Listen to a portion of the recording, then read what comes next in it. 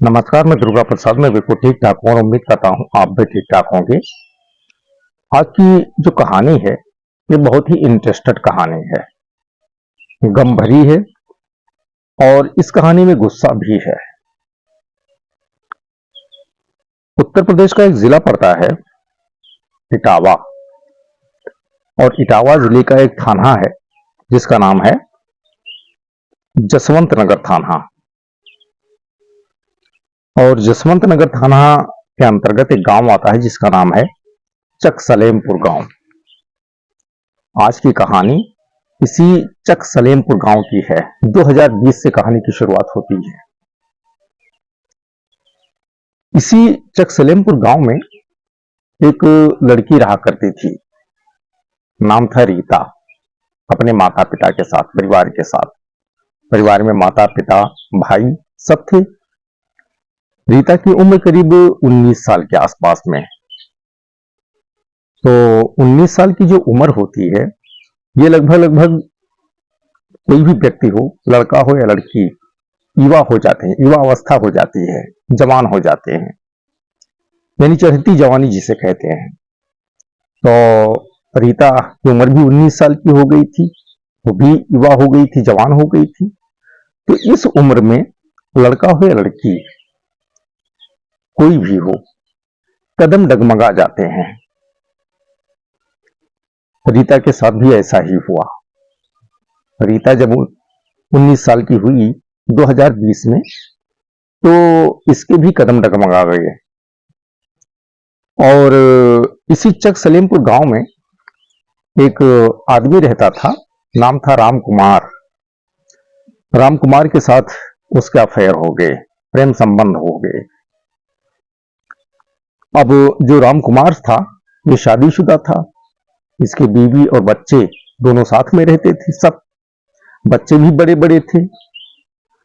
अब रीता 19 साल की और जो राम कुमार था, यानी रीता और राम कुमार की उम्र में काफी कहीं ज्यादा डिस्टेंस था। यानी रीता के लगभग बराबर राम कुमार के बच्चे थे। 17-18 साल के बच्चे थे राम कुमार के पास। और राम कुमार के साथ रीता के जो है प्रेम संबंध हो गए। यानी रीता जो है इस जवानी के जोश में होश खो बैठी और अपने से 2 गुना उम्र वाले आदमी के साथ में जो है संबंध बना बैठी। तो अवैध संबंध था ही। तो वैध संबंध तो पहले से ही सब लोग जानते हैं। अवैध संबंध जो होता है ये धीरे धीरे लोगों को पता चलता है, शुरुआत में पता नहीं चलता है। तो इनके साथ भी ऐसा ही हुआ। जब राम कुमार और रीता के संबंध हुए, यानी शुरुआत हुई, तो पहले अपना फोन पे बातचीत करते थे। फोन पे बातचीत करते करते जो है अपना मेल मुलाकात शुरू हो गई। तो शुरू में लोगों को पता नहीं चला इनके संबंधों के बारे में, लेकिन संबंध तो अवैध था। धीरे धीरे लोगों को इसकी जानकारी हो गई, यानी रीता और राम कुमार के अवैध संबंध की जानकारी हो गई। अब ये जानकारी जब हो गई तो रीता और राम कुमार दोनों के परिवार के लोग इस संबंध का, अवैध संबंध का विरोध करने लगे। तो राम कुमार के परिवार में तो उसकी पत्नी और बच्चे, बेटा। अब कोई भी पिता अगर किसी गैर महिला के साथ में अवैध संबंध रखता है तो बेटा तो विरोध करेगा ही। कोई भी पति अगर किसी गैर महिला के साथ में अफेयर रखता है, संबंध रखता है, तो पत्नी तो विरोध करेगी ही। तो इसीलिए जो है राम कुमार के परिवार के लोग, जो बीवी बच्चे थे राम कुमार का, विरोध करने लगे रीता के साथ संबंधों का, अवैध संबंध का।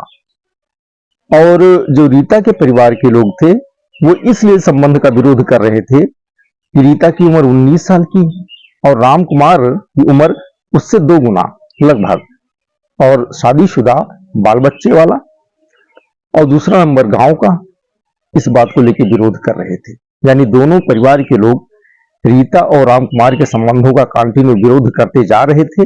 लेकिन दोनों परिवारों का विरोध, यानी उसका असर जो है राम कुमार और रीता पे बिल्कुल ही नहीं पड़ रहा था। घर वाले विरोध करते जा रहे थे और राम कुमार और रीता के संबंध जैसे थे वैसे चलते जा रहे थे। समय धीरे धीरे बीतता गया। आ गया सितंबर महीना, 2020 का सितंबर महीना। तो जैसा रोज था, सितंबर महीने में भी वैसा ही सब कुछ चल रहा था, ठीक ठाक। और उसी प्रकार से संबंध आगे बढ़ रहे थे। परिवार के लोग विरोध कंटिन्यू जारी रखे हुए थे। तो बात जो है 19 सितंबर की है 2020 में। वही शाम को करीब 4-5 बजे के आसपास की बात है।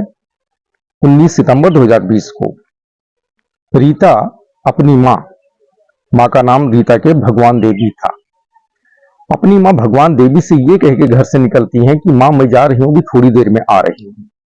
ये कह के घर से निकल जाती है। अब निकल तो जाती है लेकिन वापस नहीं आती है। वही 4-5 बजे के आसपास घर से निकली थी। 7-8 बज गया, 9 बज गया, 10 बज गया, 11 बज गया, 12 बज गया, रात ज्यादा हो गई। अब परिवार के लोग परेशान, अंदेशे में कि आखिर रीता गई तो गई कहाँ। रोज घर से निकलती थी, घूमने टहलने निकलती थी, लेकिन घंटा 2 घंटा के बाद अपना घर वापस आ जाती थी। लेकिन आज रात को 10-11 बज गए और रीता गई वही 4-5 बजे के आसपास में, लेकिन वापस नहीं आई। आखिर गई तो गई कहाँ। अब परिवार के लोग सब परेशान। अब जो माँ थी, पिता थे, भाई थे, सब खोजबीन में लग जाते हैं रीता की। पूरे गांव में खोजते हैं, जहां जहां लोगों को जो है परिवार को लगता है कि यहाँ रीता जा सकती है वहां जाते हैं, लोगों से पूछते हैं, लेकिन कहीं कोई पता नहीं। अब क्या करें। अब इसी तरह खोजबीन में धीरे धीरे जो है पूरी रात बीत गई। 19 सितंबर की आ गया 20 सितंबर 2020 का। 20 सितंबर भी पूरा समय निकल गया, पूरा दिन बीत गया, रात बीत गई। 21 सितंबर आ गया। 21 सितंबर को भी कोई अता पता नहीं, यानी आ गया 22 सितंबर। अब रीता 19 सितंबर को घर से निकली थी शाम को 4-5 बजे के आसपास, और 22 सितंबर आ गया, लेकिन रीता वापस नहीं आई और कहीं कोई अता पता नहीं। परिवार के लोग कंटिन्यू उसकी तलाश में जुटे हुए थे। अब रीता की जो माँ थी भगवान देवी, ये सीधा जो है जब हर जगह तलाश के थक हार गई, तब आखिरी में जसवंत नगर थाना जाती हैं और वहां जाकर अपनी बेटी रीता की गुमशुदगी की जो है रिपोर्ट दर्ज करवा देती हैं।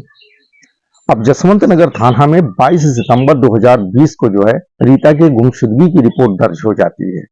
और रिपोर्ट जब दर्ज हो जाती है तो परिवार के लोग तो खोजबीन में लगे ही थे, अब पुलिस भी लग जाती है खोजबीन में।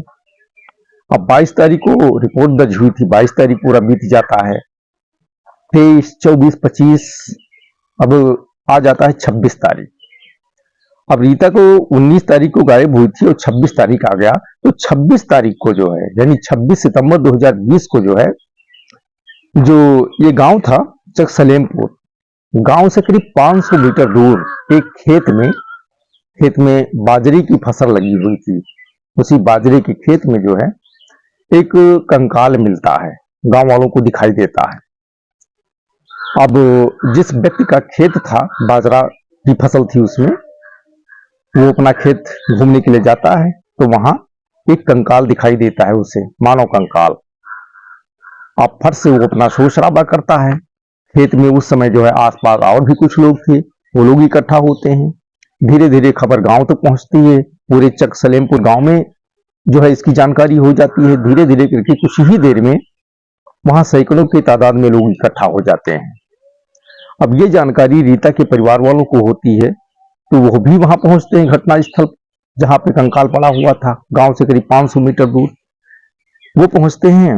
तो कंकाल को देखकर कोई कैसे पहचान सकता है ये लड़का है कि लड़की है, किसके घर का है, जो है किसके घर का नहीं है, कंकाल से कोई पहचान नहीं हो पाती है। अब रीता की तो गायब थी ही, रीता के परिवार के लोग वहां गए तो, लेकिन अब कंकाल से कैसे पहचाने, लेकिन फिर भी वो पहचान गए। उन्होंने सीधा गांव वालों के सामने कहा कि ये मेरी बेटी रीता की जो है कंकाल है। कारण क्योंकि रीता जो सैंडल पहने हुई थी वो सैंडल वहीं पे पड़ी हुई थी, जो कपड़े रीता पहने हुई थी, एक जो है सलवार पहनी हुई थी, चक मतलब दार जो है सलवार था, उसको देखकर जो है, और हाथ की उंगली में वो चांदी की जो है रिंग पहने हुए थी। इन सभी चीजों को देखकर जो है रीता के परिवार वाले सीधा गांव वालों से कहते हैं कि ये मेरी बेटी रीता की जो है कंकाल है।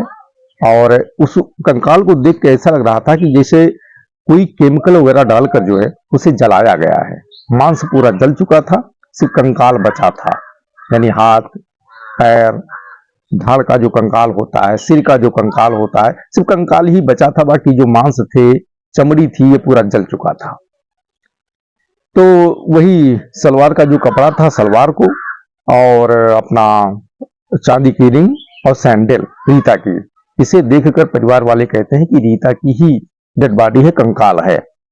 अब रीता के पास मोबाइल भी था, मोबाइल उसके पास नहीं रहता है। मोबाइल तो अपना पहले से ही स्विच ऑफ था, क्योंकि जब खोजबीन कर रहे थे रीता के परिवार के लोग, तब भी कई बार फोन मिलाए थे, लेकिन वो बंद था। पुलिस भी मिलाई तो फोन बंद था। कोई लोग, अब फोन बंद रहेगा तो उसका लोकेशन भी नहीं मिल पाएगा, तो फोन गायब था, सिर्फ यही सामान मिला था। अब उसी समय इसकी सूचना जसवंत नगर थाने को दी जाती है। सूचना पाकर कुछ ही देर में जसवंत नगर थाना की पुलिस भी वहां पहुंच जाती है, और वहां पहुंचने के बाद कंकाल पुलिस जो है अपने कस्टडी में ले लेती है। अब परिवार के लोग रीता की यही कहते हैं कि जो है ये रीता की जो है कंकाल है, रीता का कत्ल हो चुका है, क्योंकि ये जो रिंग है चांदी की, ये रीता की है, कपड़ा जो है रीता का है, सैंडल रीता की है। इसी से पता लगाना था, कंकाल देख के तो पहचान नहीं सकते थे कौन है। अब पुलिस उस समय कुछ नहीं बोलती है, तत्काल उस कंकाल को अपने कस्टडी में लेके वहां स्थानीय स्तर पर जो कागजी कार्यवाही होती है करने के बाद उसे पोस्टमार्टम के लिए भेज देती है कंकाल। अब कंकाल का जो है पोस्टमार्टम जो घर होता है वहां पे अपना पीएम हो जाता है, पोस्टमार्टम हो जाता है। लेकिन पुलिस जो है उस कंकाल को रीता के परिजन मांगते हैं तो रीता के परिजनों को देती नहीं है। वहीं जो पोस्टमार्टम हाउस होता है वहीं पे डीप फ्रीज होता है, लावारिस लाश को रखने के लिए, डेड बॉडी को रखने के लिए वहीं पे रखवा देती है। पुलिस का मानना ये होता है कि सिर्फ कपड़ा, रिंग और सैंडल के आधार पर यह नहीं कहा जा सकता है कि ये रीता की ही डेड बॉडी है, रीता का ही कंकाल है। इसका जब तक कुछ वैज्ञानिक प्रमाण नहीं मिल जाता है तब तक जो है ये नहीं कहा जा सकता है कि रीता का ही कंकाल है या रीता का कंकाल है, क्योंकि रीता गायब हुई है, कोई उसका अता पता ही नहीं चल रहा है। कोई जरूरी है कि रीता जो है उसका मर्डर हो चुका है, ऐसा नहीं है। हो सकता है रीता का ये सामान वगैरह वहां रहा हो, लेकिन कंकाल किसी और का रहा हो। आज ये जो है रीता का कंकाल मान के दे दिया जाए, कल रीता अगर जीवित निकलती है तो फिर इसका क्या होगा, इस केस को कैसे सॉल्व किया जाएगा। पुलिस यही सोचकर अपनी कलम बचाती है मतलब, और वहीं पोस्टमार्टम हाउस में जो डीप फ्रीज होता है लावारिस लाश के लिए वहीं पर रखवा देती है। अब परिवार के लोग परेशान। अब जो रीता की माँ होती हैं और रीता के परिवार के लोग, उनका कंटिन्यू यही कहना होता है कि नहीं, ये रीता का ही कंकाल है, रीता का कत्ल हो चुका है। और धीरे धीरे 2-4 दिन 6 दिन जब बीत जाता है तो परिवार के लोगों को अंदेशा होता है कि राम कुमार पर, कि राम कुमार और उसके परिवार के लोग, यानी राम कुमार, उसकी पत्नी, उसका बेटा और एक व्यक्ति और, यानी 4 लोगों पे संदेह होता है कि ये 4 लोग मिलकर जो है रीता को खत्म कर दिए हैं। और संदेह इस बेस पे होता है क्योंकि रीता और राम कुमार के बीच में जो है लव अफेयर थे, अवैध संबंध था, और इसका विरोध उसके परिवार वाले भी कर रहे थे। और रीता की शादी जो रीता के परिवार के लोग थे दूसरी जगह जो है तय कर दिए थे, लेकिन रीता अपने परिवार वालों से भी और राम कुमार से भी जिद कर रही थी राम कुमार से ही शादी करने के लिए, जबकि राम कुमार भी नहीं चाहता था कि रीता से शादी हो। तो इसी बात को ध्यान में रखते हुए परिवार के लोगों को अंदेशा होता है कि राजकुमार और उसके परिवार के लोगों ने मिलकर जो है रीता को जो है मारा है, यानी उसका कत्ल कर दिया है। और इसी अंदेशे में जो है रीता की मां भगवान देवी जसवंत नगर थाने पे जाती हैं और एक तहरीर देती हैं, अपने बेटी रीता के कत्ल की जो है तहरीर देती हैं। और तहरीर में अपना राम कुमार और राम कुमार का बेटा मोहित और पत्नी मिथिलेश और एक व्यक्ति और सत्येंद्र कुमार, इन 4 लोगों का नाम जो है अपने तहरीर में देती हैं। लेकिन पुलिस तहरीर तो ले लेती है लेकिन उस पर कोई कार्रवाई नहीं करती है, क्योंकि ये कंफर्म नहीं था कि रीता का कत्ल हो गया है। और कंकाल था वो जो है डीप फ्रीज में रखा हुआ था। कंकाल किसका जो है पुलिस को बिल्कुल पता नहीं। अब रीता के जो परिवार के लोग होते हैं वो पुलिस अधिकारियों के जो है चक्कर काटना शुरू कर देते हैं कि ये कंकाल रीता का ही है, हमें दिया जाए, हम इसका जो है अपना दाह संस्कार जो होता है वो करें। लेकिन ऑफिसर को क्या करना है, उनका तो अपना डीप फ्रीज में जो है कंकाल रखा हुआ था। जिसके परिजन होते हैं दिक्कत उन्हें रहती है, दर्द दुख उन्हें रहता है। पुलिस को क्या करना, उनके पास तो ऐसे सैकड़ों हजारों केस अपना आते जाते रहते हैं, उनको कोई फर्क नहीं पड़ता है। अब रीता के परिवार के लोगों को अधिकारियों के चक्कर काटते काटते काटते काटते करीब करीब 1.5 साल से ज्यादा बीत गया। यानी 26 सितंबर 2020 को डेड बॉडी मिली थी और उसका पोस्टमार्टम हुआ था, डीप फ्रीज में रख गया था, पोस्टमार्टम हाउस के जो है डीप फ्रीज में कंकाल। और 2020 पूरा बीत जाता है, 2021 पूरा बीत जाता है, आ जाता है 2022। और 2022 के जब बहुत ज्यादा प्रयास किए उसके बाद 2022 के मार्च महीने में 26 मार्च 2022 को पहली बार पुलिस अधिकारियों ने उस कंकाल का, जिसे रीता के परिवार वाले रीता का कंकाल बता रहे थे, और पोस्टमार्टम हाउस के डीप फ्रीज में रखवा दिए थे। जितना दिन रखा हुआ था, उसके बाद पहली बार 26 मार्च 2022 को रीता के जो वो कंकाल था, कंकाल का जो है डीएनए सैंपल लिए निकालते हैं और रीता के माता पिता का डीएनए सैंपल निकालते हैं और जांच के लिए भेज देते हैं लैब। अब कंकाल लैब चला जाता है। अब कई महीने बीत जाते हैं, जो है मार्च में भेजे थे, मई जून जुलाई बीत जाता है। जुलाई में जो है उसकी रिपोर्ट आती है 3-4 महीने बाद, और रिपोर्ट जब आती है तो उसमें यह निकलता है कि ये कंकाल रीता का नहीं है। अब परिवार के लोग परेशान, आप क्या करें, रीता का, वो परिवार के लोग जिद पे अड़े रहते हैं कि रीता का ही कंकाल है। पुलिस अधिकारी भी परेशान, क्योंकि जो है उसमें जो है रीता का कंकाल बताता ही नहीं है, मतलब रिपोर्ट आती ही नहीं है। अब पुलिस वाले करें तो क्या करें। अब पुलिस अधिकारी ये सोचते हैं कि एक बार और ट्राई करते हैं, हो सकता है कि पहली बार भेजा गया था, जांच पड़ताल में कुछ मिस्टेक हो गई हो, तो दोबारा फिर जो है उस कंकाल का डीएनए जो है सैंपल लेते हैं, रीता के माता पिता का डीएनए सैंपल लेते हैं और उसके बाद फिर एक बार जांच के लिए भेज देते हैं।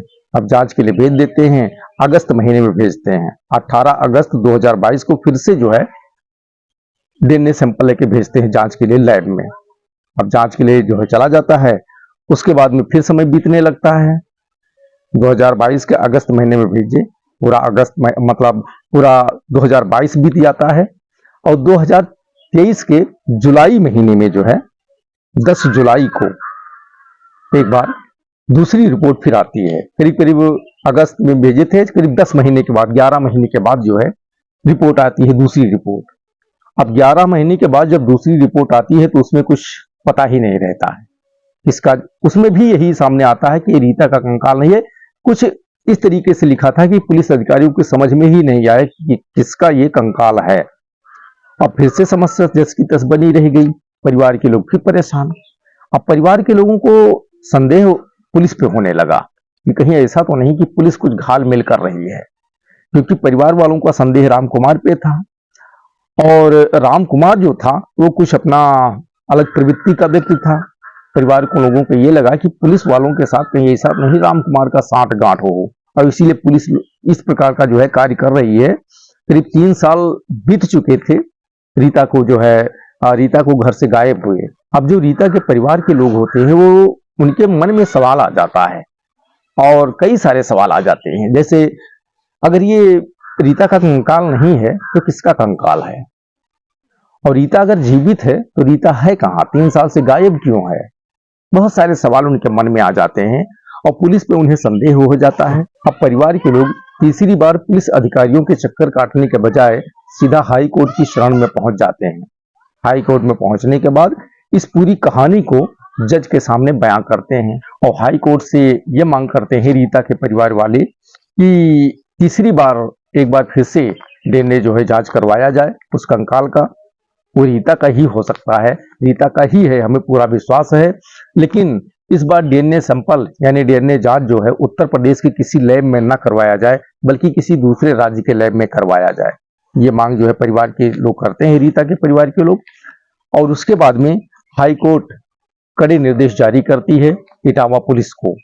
और जब हाई कोर्ट का जो है निर्देश मिलता है तो एक बार इटावा पुलिस फिर से सक्रिय हो जाती है।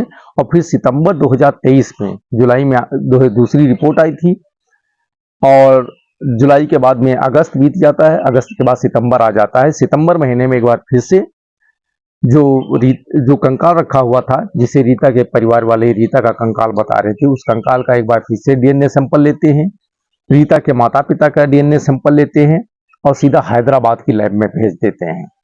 अब वहां जांच पड़ताल के लिए चला जाता है। अब सितंबर महीने में भेजे थे 2023 में, सितंबर पूरा बीत जाता है, अक्टूबर, नवंबर, दिसंबर, जनवरी महीना आ जाता है 2024। और 2024 जनवरी महीने के आखिरी वीक में जो है हैदराबाद से डीएनए जो है रिपोर्ट होती है, आती है। अब तीसरी रिपोर्ट जब हैदराबाद लैब की आती है जनवरी 2024 के आखिरी वीक में, तो उसमें स्पष्ट होता है कि वो रीता का ही कंकाल है। और उसके बाद इटावा पुलिस तत्काल रीता के परिजनों को सूचना देती है। रीता के परिजन आते हैं और जो रीता का कंकाल होता है उसे रीता के परिजनों के हवाले कर देते हैं। और 31 जनवरी 2024 को मजिस्ट्रेट की निगरानी में रीता के कंकाल को रीता के परिजनों के खेत में, यानी इसी चक सलेमपुर जो गांव था, यहीं पर जो रीता के परिजनों का खेत था, माता पिता का खेत था, वहीं पे मजिस्ट्रेट की निगरानी में जो है उसे दफन करवा देते हैं। अब सवाल ये उठता है कि 40 महीने के बाद ये तो पता चल गया कि वो कंकाल किसी और का नहीं, रीता का ही कंकाल है, और यह भी कंफर्म हो गया कि रीता का कत्ल हो चुका है। लेकिन रीता का कत्ल किया किसने, कैसे किया, क्यों किया, ये बहुत बड़ा सवाल है दोस्तों। तो फिलहाल आज की यही कहानी है। कहानी यदि अच्छी लगी हो तो लाइक करें, शेयर करें, कमेंट करें। चैनल पे नए हैं तो सब्सक्राइब अवश्य करें। फिर मिलेंगे अगले दिन एक नई कहानी के साथ। तब तक के लिए धन्यवाद। जय हिंद, जय भारत।